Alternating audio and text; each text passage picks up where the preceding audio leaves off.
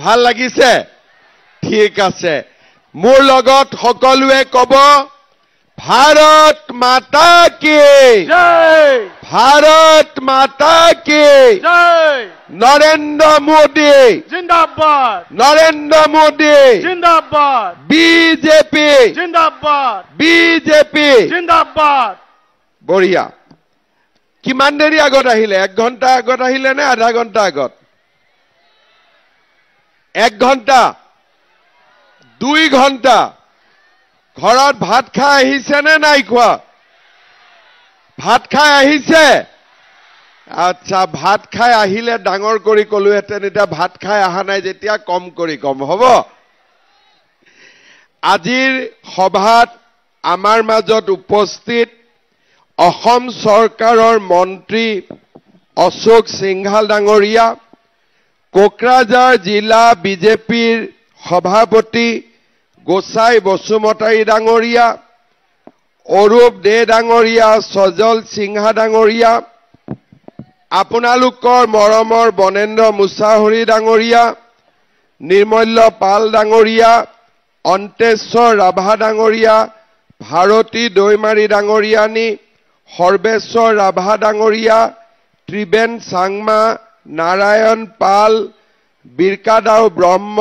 ৰাজা ব্ৰহ্ম কপিল ব্ৰহ্ম অনিৰ্বাণ দাস শিৱশংকৰ সাহা সন্তোষ তাপাদাৰ জয়দীপ ৰয় পিজেশ আগৰৱালকে আদি কৰি মঞ্চত উপবিষ্ট বিশিষ্ট ব্যক্তিসকল আইমাতৃসকল যুৱক যুৱতী বন্ধু বান্ধৱীসকল আৰু মোৰ সন্মানৰ ৰাইজ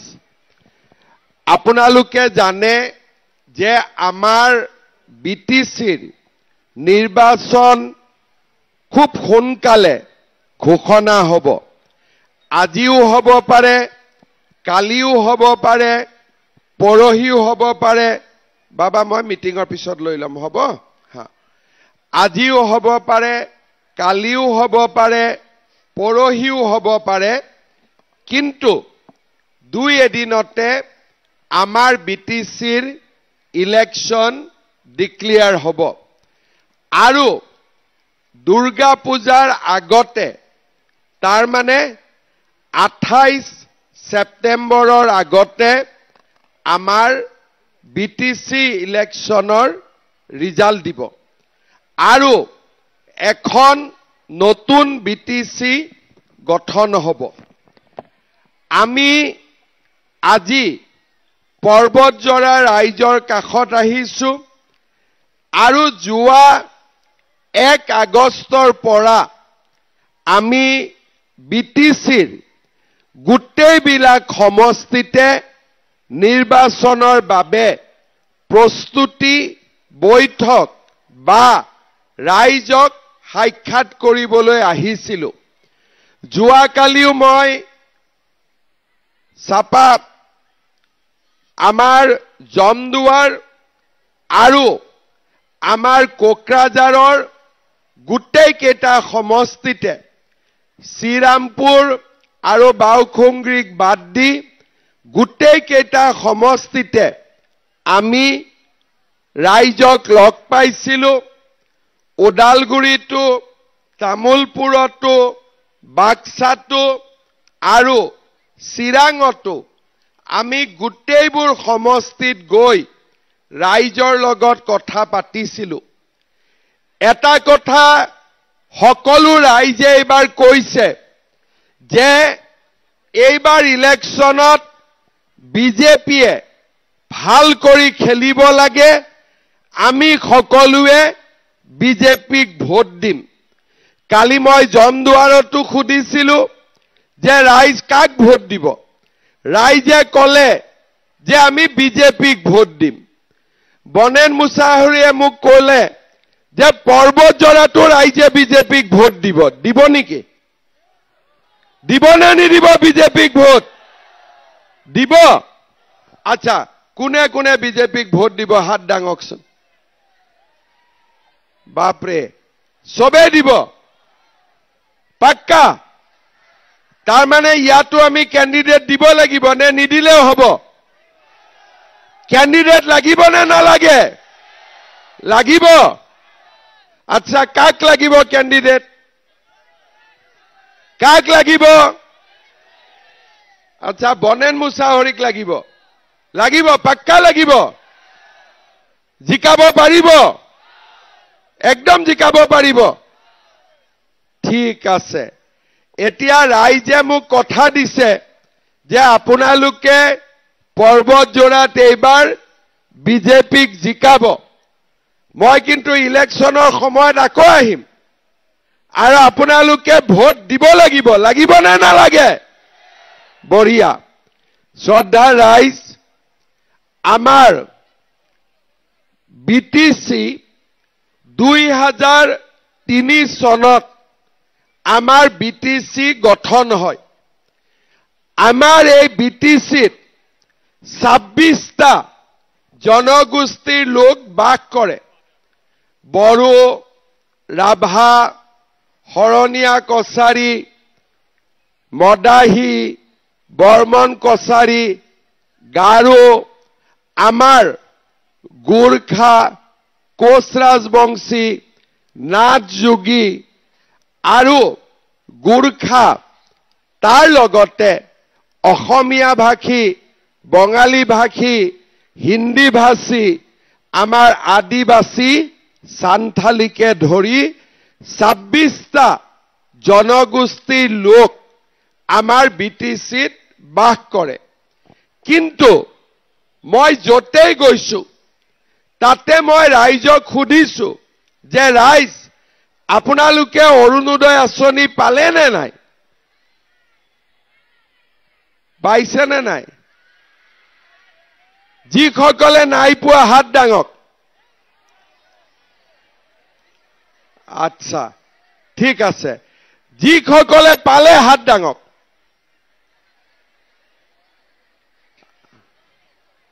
তাৰ মানে বেলেগ জাগাত বিটিসিত সকলো জাগাতে কৈছে যে আমাৰ বিটিসিৰ মহিলাসকলে অৰুণোদয় আঁচনি পোৱা নাই পৰ্বত জৰাটো পোৱা নাই হয়নে নহয় ঠিক আছে এতিয়া আপোনালোকে কক প্ৰধানমন্ত্ৰীৰ ঘৰ কোনে কোনে পাইছে আচ্ছা কোনে কোনে নাই পোৱা হাত ডাঙক বাপৰে আচ্ছা যোনে ঘৰ পাইছে কিন্তু ঘৰবিলাক আধা হৈ আছে হাত ডাঙক আধা হৈ আছে পুৰা হোৱা নাই আচ্ছা তাৰ মানে আজি 22 বছৰ হৈ গল 2003 চনত বিটিসি হল আৰু আজি 2025 চন পালে মই যদি কাবাক খুধু যে অসমত মিছন বসুন্ধৰা হৈছে যাৰ মাটি নাই তাক আমি মাটি দিছো বিটিসিত কৈছে যে আমি মাটি পোৱা নাই যদি বাপেকৰ মাটি আছে পুতেকৰ নামতো ট্ৰান্সফাৰ কৰিবৰ কাৰণে অফিসে অফিসে ঘূৰি ফুৰিব লাগে আজি আমাৰ বিটিসিৰ লৰা ছোৱালীয়ে চৰকাৰী চাকৰি পোৱা নাই অসমত চৰকাৰী চাকৰি আমি যোৱা 5 বছৰত 1.5 লাখ চৰকাৰী চাকৰি দিছো আমাৰ চৰকাৰী চাকৰিত কোনেও 1 টকাও ঘোষ দিব নালাগে কিন্তু কোকৰাঝাৰৰ চাকৰি কেনেকে পায় তাক মই ভাল কৰি নাজানো কিন্তু এটা কথা মই জানো যে ৰাইজক মই যতে খুধু যে অৰুণোদয় পাইছে পোৱা নাই ঘৰ পাইছে পোৱা নাই আজি লাখপতি বাইদেউৰ আঁচনি কোনে কোনে পাইছে নাম কাৰ কাৰ আছে লাখপতি বাইদেউত নাম থাকাখিনি হাত ডাঙক বহুত কম মানুহ যোৱা 3 দিন আগত মই নলবাৰীত লাখপতি বাইদেউ টকা দিছো 40,000 মহিলাক 10,000 কৰি জাগিৰোডত দিছো 40,000 মহিলাক 10,000 টকা কৰি আৰু মাৰ্ঘেৰিটাত দিছো 18,000 মহিলাক 10,000 কৰি অহা 1 তাৰিখে মই বৰাক ভেলীত দিম 2 তাৰিখে হোজাইত দিম 3 তাৰিখে ঢেকিয়াজুলিত দিম কিন্তু পৰ্বতজৰা বা আমাৰ কোকৰাঝাৰ আমাৰ ফকিৰাগ্ৰাম জমদুৱাৰ গোমা এইবিলাক জাগাত মহিলাসকলে এতিয়াও এই আঁচনি পোৱা নাই যোৱাকালি আপোনালোকে খবৰ কৰিব ধুবৰীত আমাৰ মহিলাসকলে 10,000 টকাকৈ পাইছে কিন্তু পৰ্বতজৰাত পোৱা নাই গোমাত পোৱা নাই ফকিৰাগ্ৰামত পোৱা নাই আজি একেখন অসমতে আমি আছো কিন্তু বিলাসীপাৰা ধুবৰী নলবাৰী বৰপেটা তাতে মহিলাসকলে অৰুণোদয় পায় প্ৰধানমন্ত্ৰীৰ ঘৰ পায় আৰু আমাৰ লৰাই যুৱকসকলে মুখ্যমন্ত্ৰীৰ আত্মনিৰ্ভৰ অসম অভিযান পায় চৰকাৰী চাকৰি পায় নিযুত মইনা আঁচনি পায় কিন্তু আমাৰ বিটিচিত চৰকাৰী আঁচনি ৰাইজে দেখা নাপায় কিয় দেখা নাপায় কাৰণ আমাৰ বিটিচিত চৰকাৰী আঁচনি পাবৰ কাৰণে আমি ভিচিডিচিৰ ওচৰত যাব লাগে হয়নে নহয় আৰু ভিচিডিচি বিলাকে যেতিয়ালৈকে টকা নাপায় কাকো একো স্কিম নিদিয়ে হয়নে নহয় ঘৰৰ কাৰণে কিমান টকা দিব লাগে 10,000 কিমান দিব লাগে 10,000 নে 5,000 আৰু অৰুণোদয় আঁচনি পাবৰ কাৰণেও ভিচিডিচিক ফৰ্মখনো বিক্ৰী কৰে 500 টকা 1,000 টকাত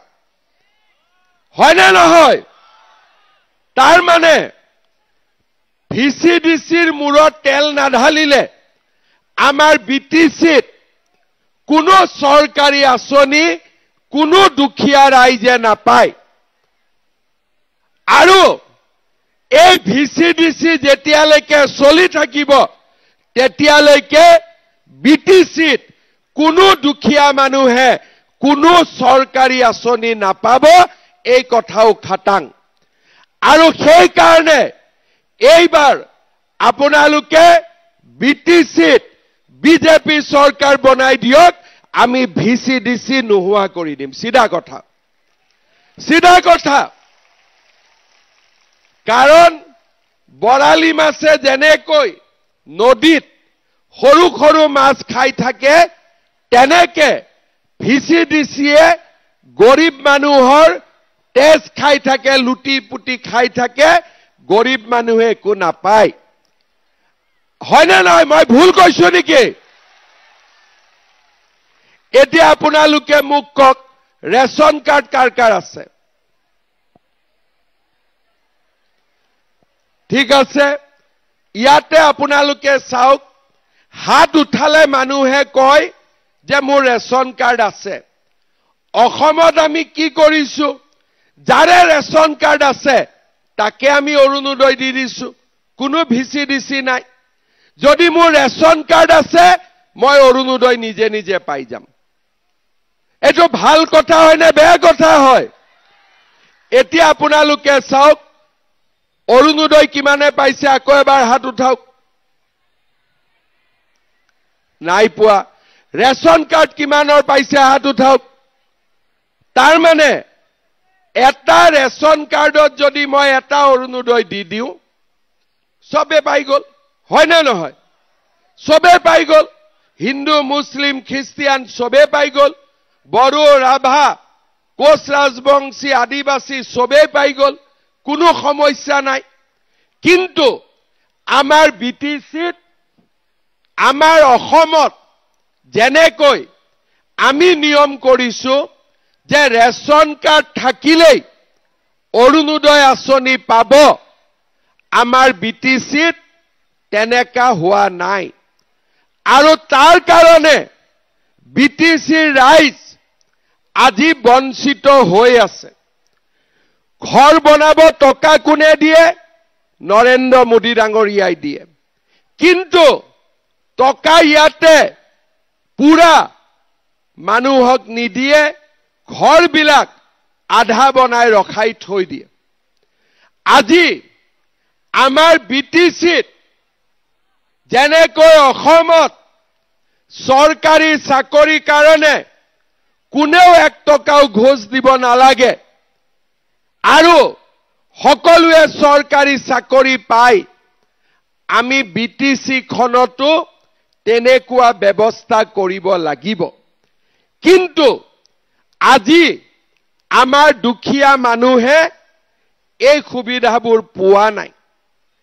আমি কেনেকে বিটিচি খনক আগুৱাই লৈ যাব পাৰিম? যদিহে দিল্লীত বিজেপি, দিছপুৰত বিজেপি,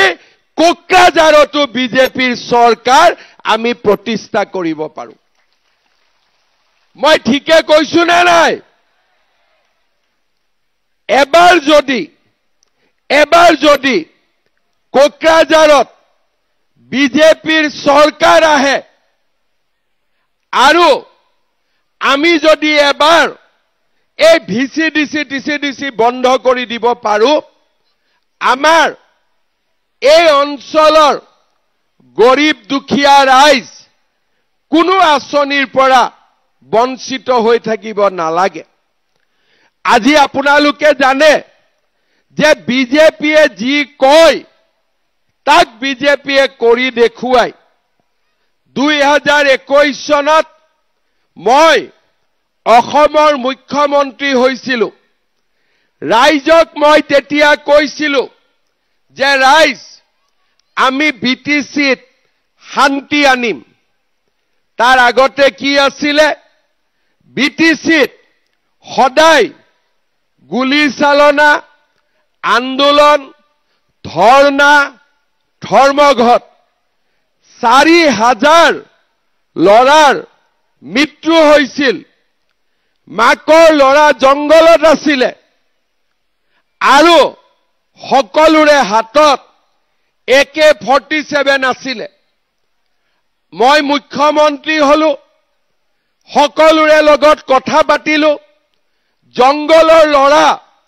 ঘৰলৈকে ঘূৰি আহিলে। তাৰ আগতে কি আছিলে?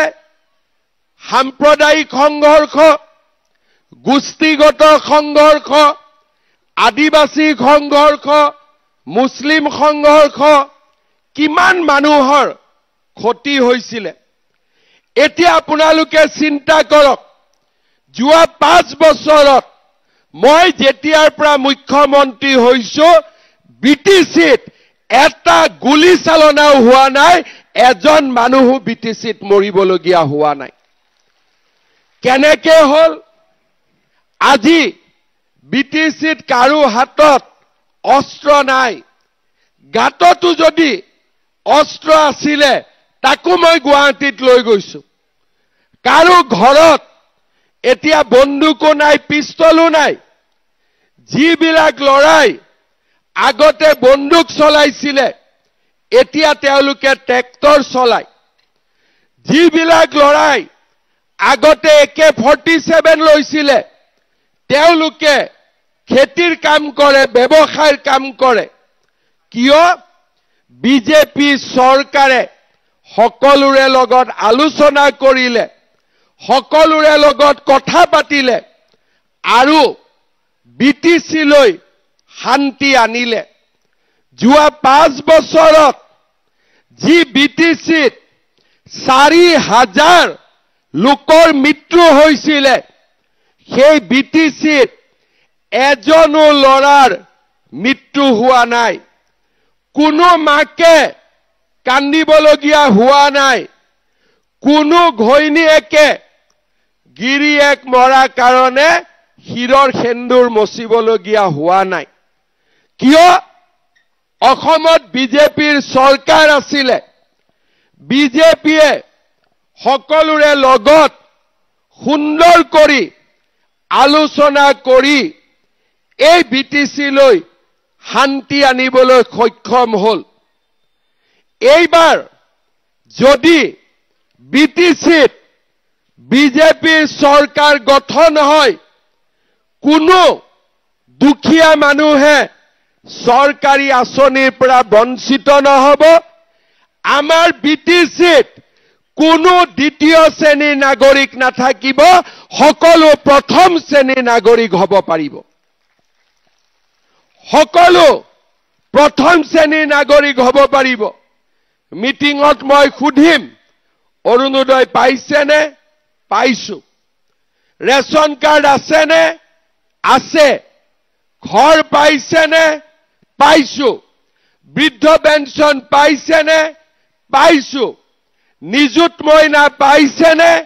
পাইছো। মুখ্যমন্ত্ৰীৰ আত্মনিৰ্ভৰ অসম পাইছেনে? পাইছো। এই পৰিৱেশ কোনে নিৰ্মাণ কৰিব পাৰিব? অকল বিজেপি চৰকাৰে এই কাম কৰিব পাৰিব। কাৰণ দিল্লীতো বিজেপি, দিছপুৰতো বিজেপি আৰু কোকৰাঝাৰতো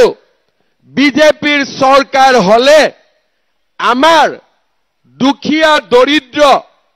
সমাজখন পিছ পৰি থাকিব নালাগে। আজি আপোনালোকে জানে যে আমাৰ চৰকাৰৰ দিনত আমি অসমত বহুত আঁচনি আনিছো। অৰুণোদয় 830 টকাত আৰম্ভ হৈছিলে, এতিয়া 1000 হ'ল। এই বছৰ 1250। লগতে আমি এইটো সিদ্ধান্ত লৈছো যে অৰুণোদয় পৰিয়ালে যদি গেছ কিনে, চিলিণ্ডাৰ কিনে, তেতিয়াও আমি আৰু 250 টকা সাবসিডি দিম। তাৰ মানে 1250 অৰুণোদয় এতিয়া 1500 টকা হ'বগৈ। কিন্তু 1500 হওক বা 1000 হওক, যদি বিটিচি ৰাইজে এই আঁচনি নাপায়, আমাৰ মনটো কেতিয়াও ভাল নালাগিব। যদি বিটিচি ৰাইজে নাপায়, জালুকবাৰীত পায়, নলবাৰীত পায়, যোৰহাটত পায়, ডিব্ৰুগড়ত পায়, আমাৰ মনটো কেতিয়াও ভাল নালাগিব। এতিয়া আপোনালোকে জানে যে ৰেচন কাৰ্ডত আমি চাউল দিওঁ। এই 1 নৱেম্বৰৰ পৰা ৰেচন কাৰ্ডত আমি চাউলৰ লগত কম দামত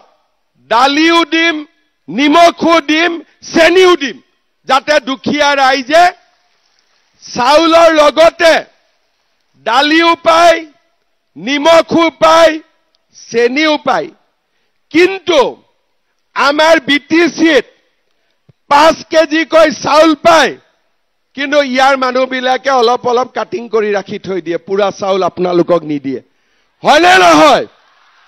হয়নে নহয়? এতিয়া চাউলটো পুৰা নিদিয়ে। মই যেতিয়া দালি পঠাম, নিমখ পঠাম, চেনি পঠাম, তাতো ইহঁতি আধা কাটি ল'ব। হয়নে নহয়? গৰীব দুখীয়া মানুহেতো একো ক'ব নোৱাৰে, ভয়ত থাকে। এই বিটিচিত চাউলৰ নামতো দালালি, ঘৰৰ নামতো দালালি, অৰুণোদয়ৰ নামতো দালালি, এইবিলাক কোনে বন্ধ কৰিব পাৰিব? কোনে পাৰিব বন্ধ কৰিব? মামাই পাৰিবনে নোৱাৰে? মামাই পাৰিবনে নোৱাৰে? এই কাম বিজেপিয়ে কৰিব পাৰিব। কাৰণ বিজেপিয়ে নিজে মোদীয়ে ঘৰ দিছে মোদীয়ে কাকো পইচা কাটিব কোৱা নাই মই অৰুণোদয় দিছো মই কাকো তাৰ পৰা পইচা কাটি ঘূৰাই দিব কোৱা নাই মোদীয়ে চাউল দিছে আপোনালোকৰ চাউল মোদীয়ে চুৰি কৰিব কোৱা নাই কিন্তু আমাৰ বিটিচিত এন্দুৰ বহুত আছে সব দুখীয়া মানুহৰ বস্তা কাটা এন্দুৰ আছে নে নাই বস্তা কাটা এন্দুৰ আছে নে নাই এই এন্দুৰ বিলাকক কোনে কন্ট্ৰোল কৰিব পাৰিব কোনে পাৰিব মামাই এন্দুৰ বিলাকক ভয় কৰে নেকি মামাই এন্দুৰক ভয় নকৰে মামাই ভিচিডিচিকো ভয় নকৰে সিধা কথা যদি আমাৰ বিটিচিত উন্নতি হ'ব লাগে গৰীব মানুহে ন্যায় পাব লাগে তেতিয়া হলে এই এন্দুৰ বিলাকক বস্তাত ভৰাই গুৱাহাটীত লৈ যাব লাগিব না নালাগে এন্দুৰ বিলাকক বস্তাত ভৰাই গুৱাহাটী লৈ যাম আপোনালোকে পুৰা 5 কেজি চাউল পাব লগত দালিও পাব নিমখো পাব চেনিও পাব এই মানুহবিলাকক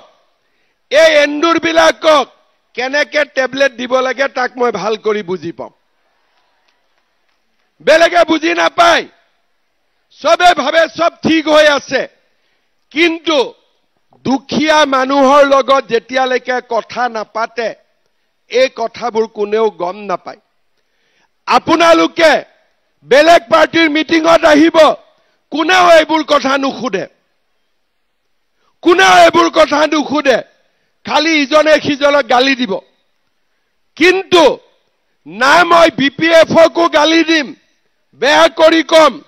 না মই ইউপিপিএলকো বেয়া কৰি কম কাকো বেয়া কৰি নকওঁ খালি এন্দুৰ বিলাকৰ কথা বেয়াকৈ কম ঠিক কথা কৈছো নে নাই এন্দুৰ বিলাকক বস্তাত ভৰাই গুৱাহাটী লৈ যাব লাগে নে নালাগে যদি লাগে কাক ভোট দিব লাগিব বেলেগ কথা শুনি লাভ নাই কোনবাই কব বিজেপি আহিলে অমুক হ'ব তমুক হ'ব একো নহয় বিজেপি আহিলে এটাই হ'ব ৰাইজে অৰুণোদয় পাব দুখীয়া ল'ৰা ছোৱালীয়ে চাকৰি পাব গৰীবে মাটি পাব বিজেপি আহিলে আমাৰ ৰাইজে প্ৰধানমন্ত্ৰীৰ ঘৰ পাব বিটিচিত শান্তি থাকিব ইমানেই বাকি একো কথা নাই এই 22 বছৰ সবকে আপোনালোকে ভোট দি চালে কিন্তু বিটিচিত দুখীয়া মানুহে খালি মিটিঙত আহে গান শুনে আৰু ঘৰত গুচি যায় বাস ঠিক কৈছো নে নাই মই মিটিঙত আহিলে গান শুনিলে ঘৰত গুচি গল পেটটো খালি হৈ থাকি গল পেটটো নভৰে আজি এই যে লাখপতি বাইদেউ ধুবুৰীত যদি 10,000 টকা পাব পাৰে পৰ্বত জৰাটো পাব লাগে নে নালাগে কিয় নাই পোৱা কাৰণ বিটিচিত বিজেপি চৰকাৰ এতিয়াও বহিব পৰা নাই আমাৰ চৰকাৰ সকলোৰে কাৰণে চৰকাৰ सबका साथ सबका विकास সকলোৱে আমাৰ বিজেপি দলক এইবাৰ ভোট দিয়ক এতিয়া বিপিএফক খুদিব কাৰ লগত কন্টেষ্ট বুলে বিজেপিৰ লগত ইউপিপিএলক খুদিব কাৰ লগত কন্টেষ্ট বুলে বিজেপিৰ লগত কাৰণ 1 আগষ্টৰ পৰা বিজেপিৰ আজিলৈকে 35 মিটিং হল 35খন মিটিং হল আৰু বিজেপিৰ মিটিঙত যিমান ৰাইজে আশীৰ্বাদ দিব আহিছে কোনো পাৰ্টিৰ মিটিঙত ইমান মানুহ হোৱা নাই কিয় হোৱা নাই কাৰণ ৰাইজে সবকে এবাৰ টেষ্ট কৰি চালে এইবাৰ বিজেপিক টেষ্ট কৰক চাহ কাপত মিঠা মিঠা লাগিব চাহত নিমখো দিব পাৰি চেনিও দিব পাৰি নিমখ দিয়া চাহ আৰু খাব নালাগে চেনি দিয়া চাহ আমি সকলোৱে খাব লাগে হয় না নহয় আৰু সেই কাৰণে কাক ভোট দিব লাগিব কাক ভোট দিব লাগিব আৰে চিঞৰি ক'ব লাগিব ইমান লাহে লাহে ক'লে নহব কাক ভোট দিব লাগিব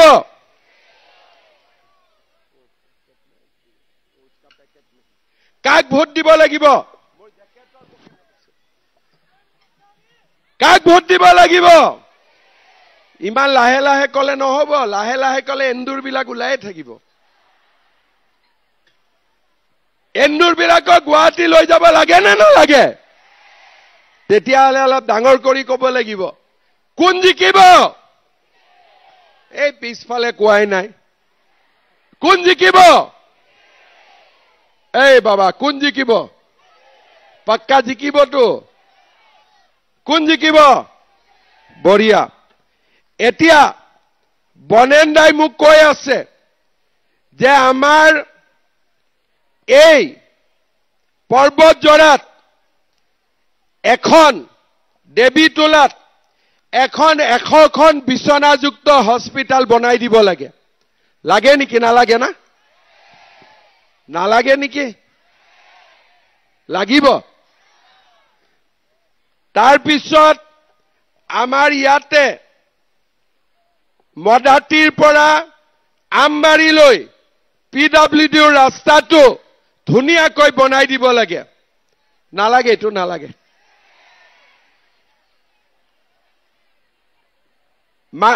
মদাতি আৰু আমবাৰী কোন কোন আছে এই গাঁৱত কোন কোন আছে গাঁৱৰ মিটিঙত বহুত আছে ঠিক আছে জলাবিলা পিডব্লিউডি ৰাস্তাৰ পৰা বৰগাঁও হৈ শিলবাৰী পাব্লিক হাই স্কুললৈ পকী ৰাস্তা বনাই দিব লাগে লাগে না নালাগে লাগে টিপকাইৰ পৰা তুলসী জৰালৈ ৰাস্তা বনাই দিব লাগে লাগে তাৰ পিছত টিপকাই সুখানজোৰাৰ পৰা চাপতগাম ৰেল দলঙলৈ এখন পকী ৰাস্তা বনাব লাগে লাগে নে নালাগে আৰু আমাৰ কালীচৰণ ব্ৰহ্ম অডিটৰিয়াম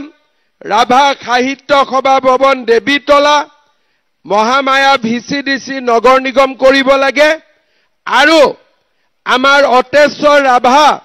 আৰু বনেন মুছাহৰীয়ে কৈছে যে আমাৰ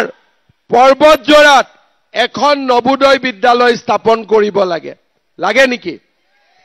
এই কামবোৰ কৰিলে ভাল হ'ব নে বেয়া হ'ব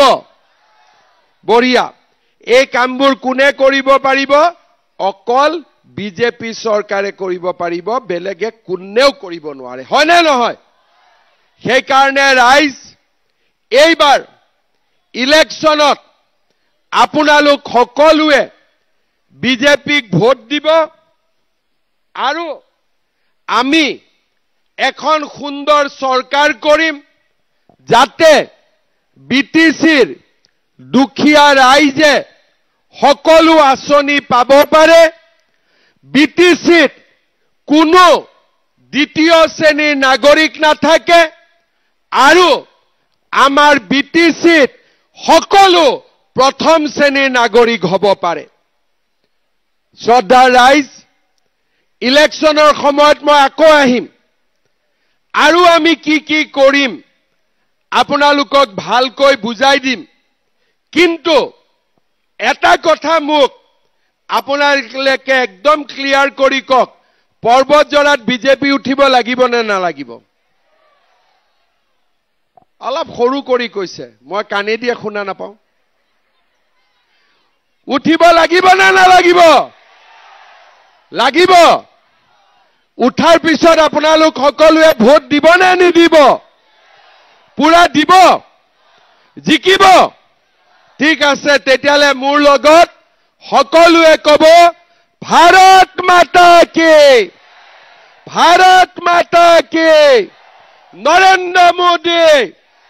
নৰেন্দ্ৰ মোদী বিজেপি